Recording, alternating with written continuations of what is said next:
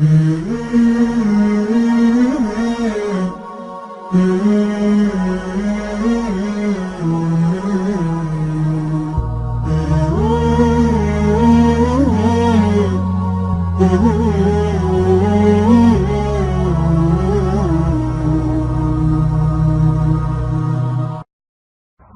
know how many times we see nowadays that soldiers that come from war that have witnessed atrocities, or in settings where there were no oversight, committed atrocities, or were silent witnesses to atrocities that their brethren committed during wars. They come back and commit suicide, or they have nightmares, or they're not able to have relationships, or they can't go to sleep, or they're all on kinds of medications, PTSD, and you name it. Not just from physical trauma.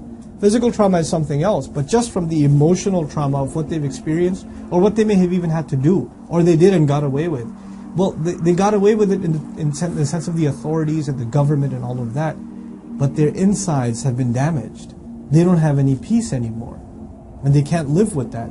There are people who commit any and all kinds of crimes, not just against other human beings, but people like, for example, nowadays, subhanAllah, there are people that are in the entertainment industry, they're in the music industry, they're, and maybe they're not even the top celebrities, but people that are in a particular kind of industry that has to do with just sinning and just wrongdoing.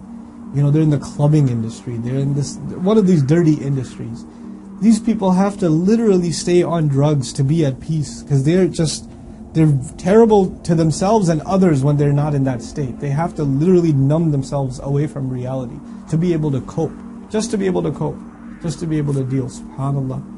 Allah says people who truly have found faith, they found something they could not find in a club, they could not find it at a party, they could not find it in a drug, they couldn't find it in alcohol, they couldn't find that peace anywhere.